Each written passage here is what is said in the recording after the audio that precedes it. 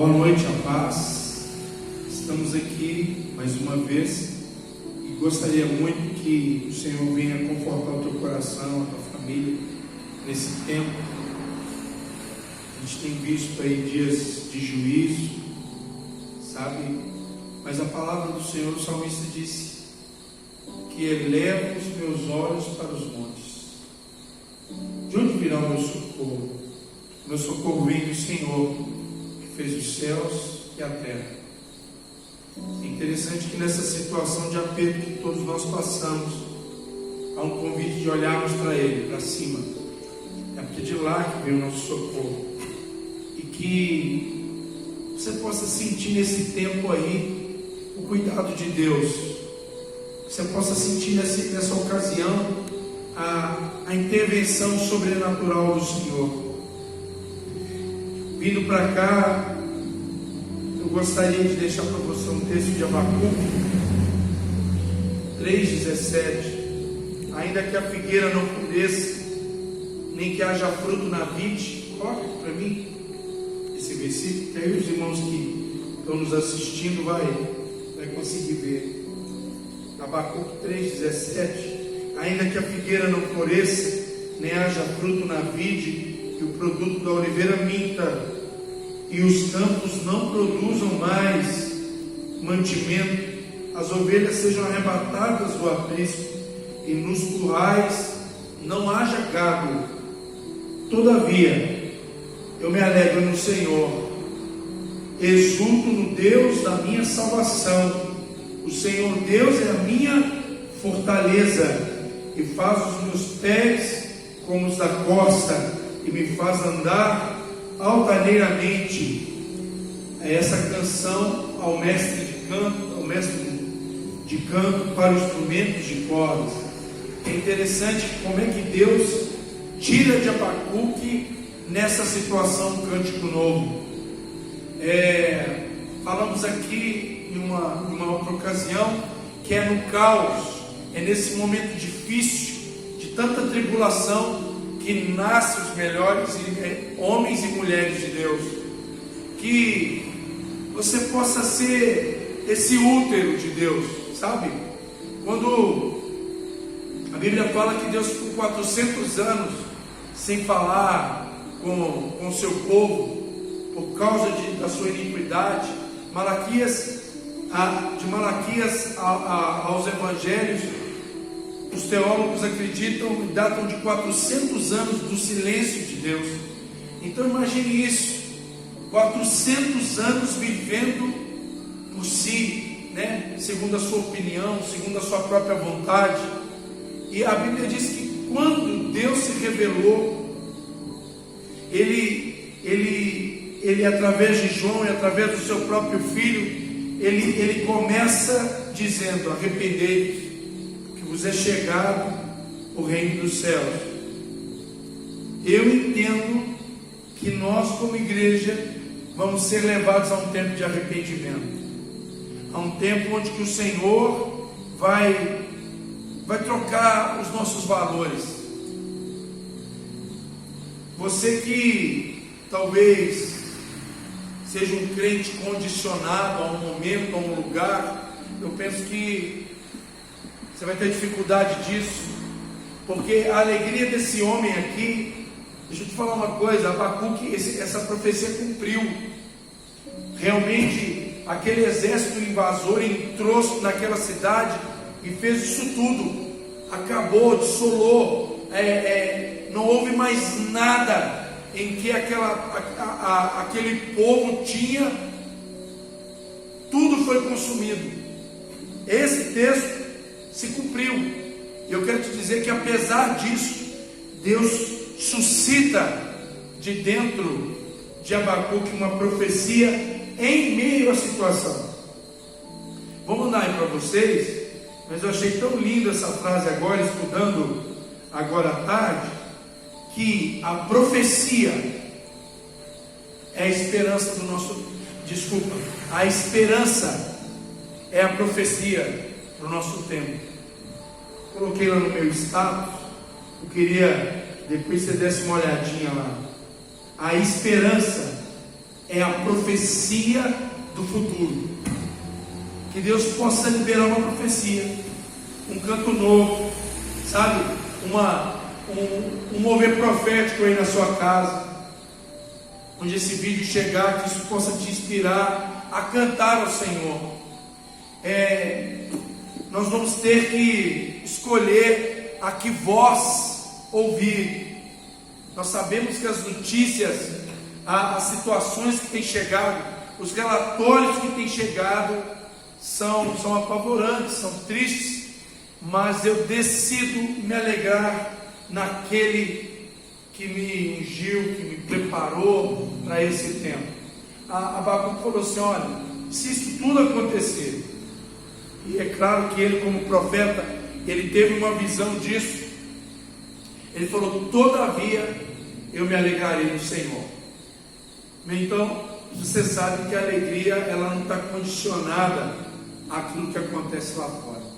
A alegria do reino, uma alegria verdadeira, é aquela que surge de dentro de nós, da própria presença de Deus na nossa vida.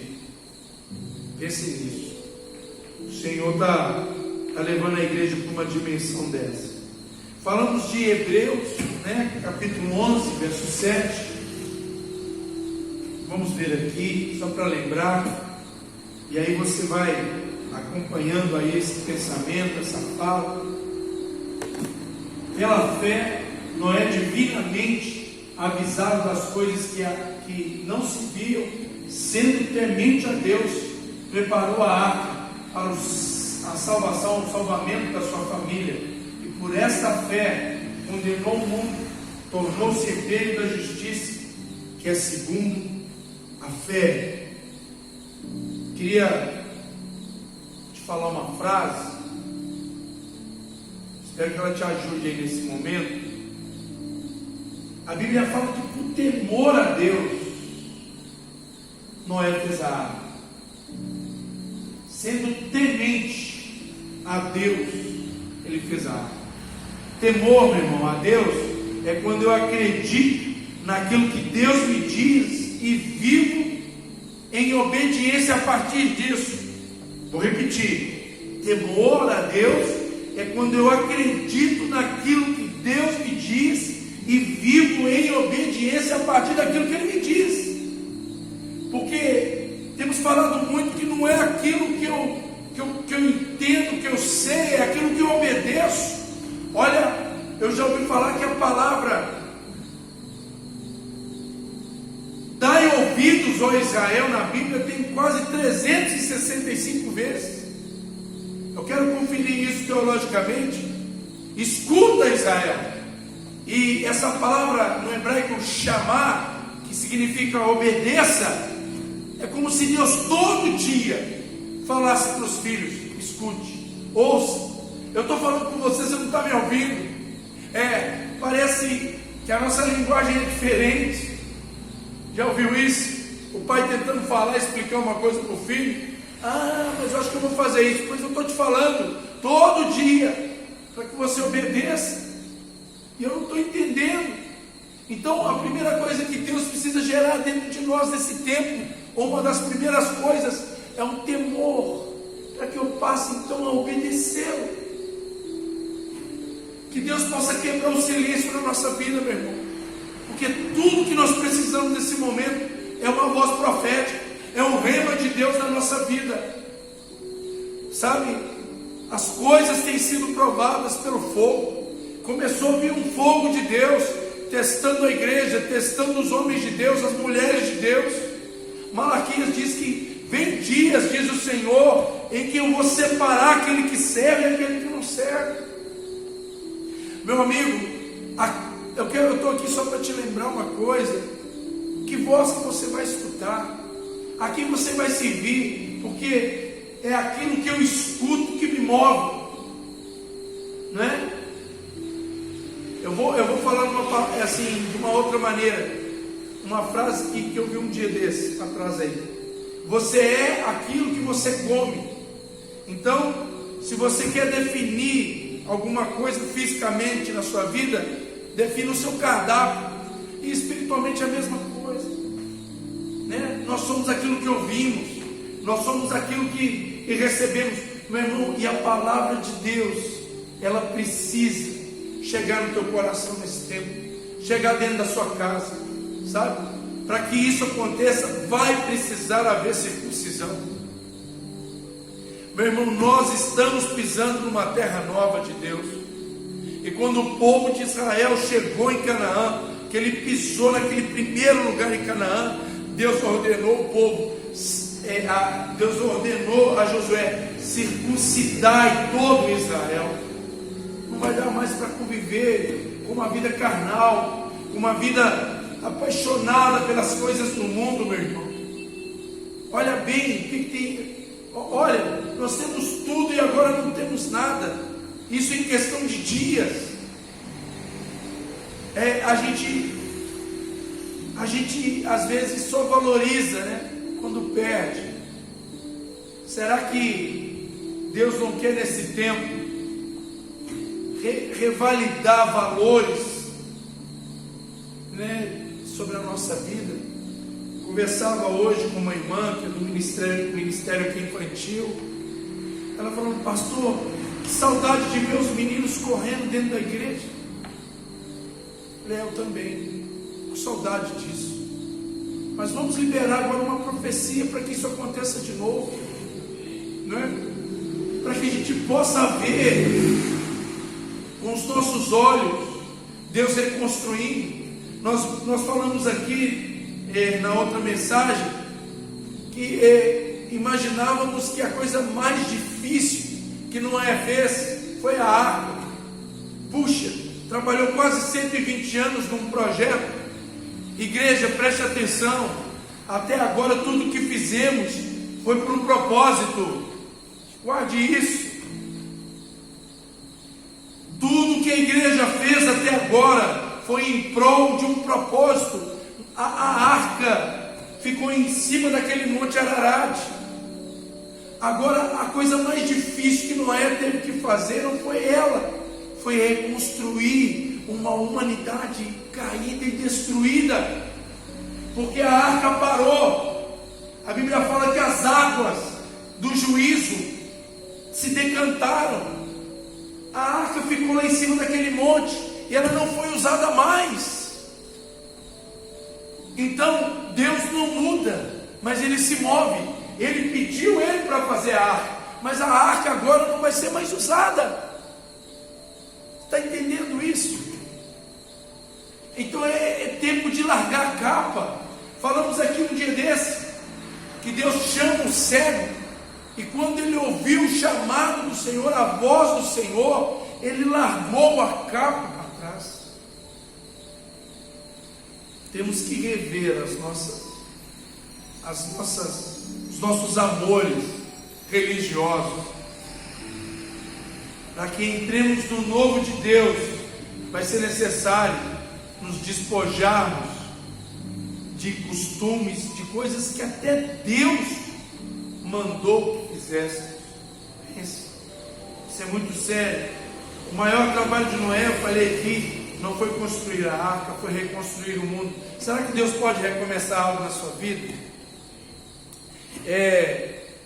O povo de Israel falou assim: poderá o Senhor fazer uma mesa para nós no deserto? Você já aprendeu que essa não é a pergunta sincera. A pergunta sincera é: eu posso construir um ambiente para que Deus venha e haja na minha vida e haja na minha família?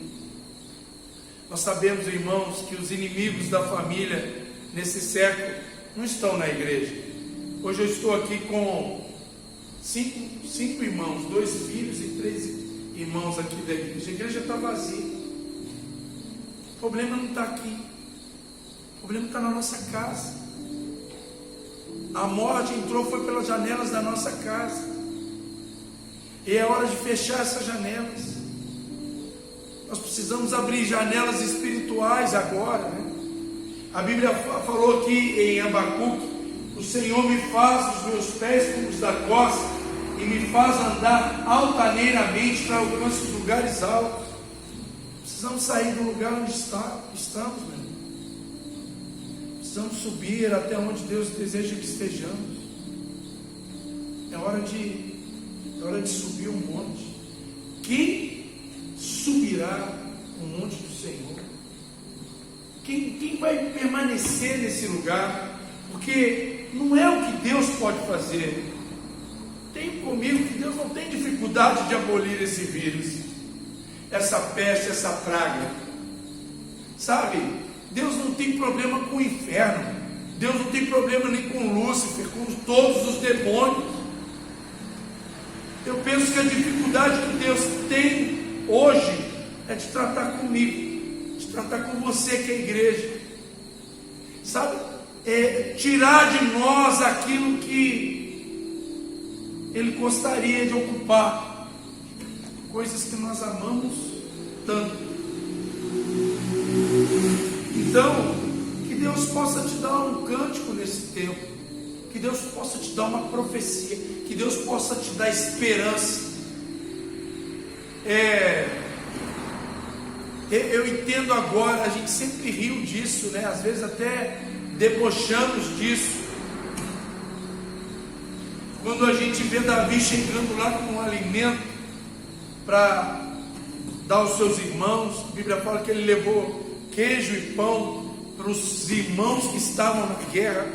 A Bíblia fala que há 40 dias todo Israel era confrontado por aquele gigante, e eles ficavam tremendo, estavam tremendo de medo por causa das ameaças. Vou falar algo sério aqui para você que está me ouvindo aqui. Davi é um ser muito messiânico, né?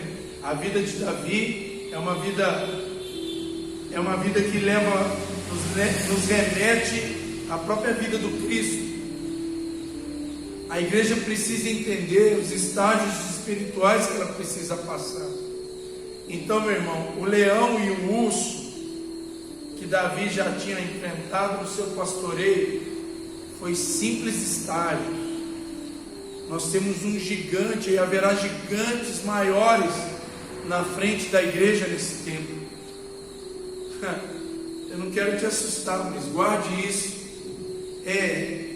Teste isso, por favor, essa palavra. Então, para aqueles que são adestrados do Senhor, daqueles que são equipados para a guerra, a gente vê que veio o leão, veio o urso, veio o gigante, e a Bíblia fala que em todas essas coisas o Senhor nos fez mais que vencedores. É hora de posicionar, é o seu posicionamento, é a sua posição profética nesse tempo de caos, de medo. Vai mudar tudo. Meu irmão, eu quero estar inflamado, eu quero estar em chamas, sabe? Quero estar em chamas para aquilo que Deus quer fazer nesse momento, como igreja, como pastor, como membro do corpo. Eu quero, como diz o canto antigo, eu quero estar aonde o Senhor estiver, no calor da guerra. Eu quero me dispor a Deus para que Ele faça de mim um instrumento de paz.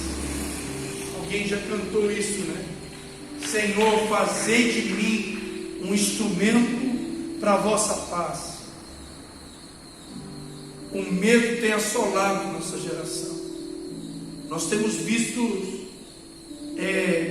homens e mulheres poderosas, como naquela situação daquele acampamento de Israel, tremendo de medo. Os Saús estão tremendo. E aí chega um rapaz com uma profecia, chega um rapaz com uma convicção, chega aquele homem, aquele menino, mas cheio do Espírito Santo de Deus, e começou algo novo de Deus. Deus quer começar algo novo através da igreja. Guarde isso. Em todos os momentos difíceis, Deus faz nascer algo da parte dele, ou alguém da parte dele. Será que é você que está me escutando? Será que somos nós nessa geração? Que os nossos filhos brilhem como luzeiro nesse tempo de trevas. Tem um texto de Daniel que diz que fala que os nossos filhos brilharão como astros, como luzeiros diante desse mundo. Queria profetizar isso na sua vida. Ame a palavra de Deus, contemple o Senhor na palavra, né? Veja e receba tudo que Deus deseja ministrar a você pessoalmente, porque é aquilo que Ele te diz e me diz que vai fazer toda a diferença. Eu ouvi algo tão bacana que eu penso que Noé não foi todo domingo na igreja depois que Deus falou com ele a respeito de um propósito. Quantas vezes será que Deus às vezes precisa estar falando algo conosco? Não é? Será que Deus chegou para Abraão e falou assim: Abraão, sai da tua terra, da tua parentela e vai para o lugar onde eu te mostrarei? Será quantas vezes que Deus precisou falar isso com eles? Então, essa voz precisa nos mover, essa voz precisa nos dirigir nesse tempo. Voltando lá em Hebreus 11:7, divinamente inspirado, Ele salvou a sua casa. Divinamente inspirado. Eu peço a Deus que nesse tempo o Senhor te inspire, que Ele te dê sonhos, sabe? Que Ele te dê revelação.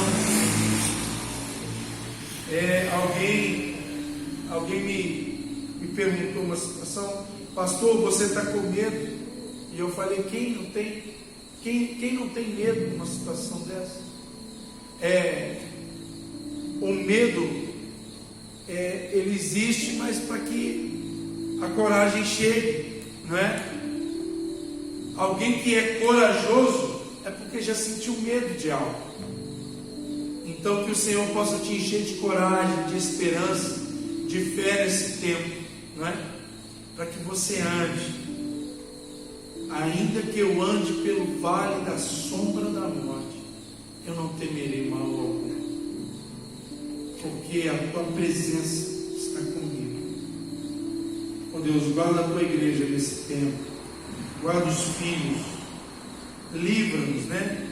Toma o nosso corpo, a nossa saúde, livra-nos de todo mal, de todo vírus, de toda maldade. Pai, toda arma forjada no inferno, que ela não prevaleça contra a nossa casa, contra aqueles que são nossos. Nós te pedimos, ó Deus, a tua proteção. O Salmo 91 diz: porque a mim se apegou com amor, eu o livrarei. Se apegue ao Senhor, ame ao Senhor de todo o teu coração, de toda a tua força, né? Que Ele te adestre nesse secreto aí que você está, que Ele te adestre nessa solitude. Você sabe que solitude é diferente de solidão, não é? Porque há uma promessa que Ele falou assim: olha para nós aqui no Evangelho, pode acontecer o que acontecer, eu sempre estarei convosco. Eu estarei convosco todos os dias da sua vida. Eu não vou te abandonar. Eu nunca vou te desamparar. Então se apegue ao Senhor. Ame o Senhor nesse tempo. É o meu conselho. Para que essa revelação chegue. Para que você tenha um cântico em meio ao caos. Ou que os abacuques surjam. Sabe? É interessante que Davi, quando ele lutou contra o gigante, ele usou uma funda, né? Mas quando ele ia para expulsar os demônios que atormentavam Saul, ele usava a harpa. A Bíblia fala que o Senhor adestra as minhas mãos para a guerra, Eu entendo que isso tem a ver com sabedoria de lidar com esses gigantes que estão aí. E os meus dedos, adestro as minhas mãos para a batalha e os meus dedos para a guerra. Que Deus te dê esses dedos de arpista para profetizar. Que Deus possa te inspirar com cantos à noite, não é? De madrugada o Senhor ouvirá a minha voz. Ainda pela manhã eu despertarei, eu acordarei junto com a alva, buscando a face do meu amado. Que tenhamos essa sede. Igreja amada, que Deus te abençoe, que o Senhor revigore as suas forças. Sabe, a Bíblia diz que a palavra dele é medula, o rema dele é medula para os nossos ossos. Que a vida de Deus, o zoe de Deus, sabe, esse sopro de Deus encha os seus pulmões, sabe, de toda a verdade, de toda a santidade de Deus, e que nenhum espaço seja ocupado na sua vida, a não ser aquilo que Deus queira de você. Você é casa, você é templo, não se esqueça disso. Deus te abençoe. Estamos aqui na torre, vigilantes. Forte abraço, até a próxima.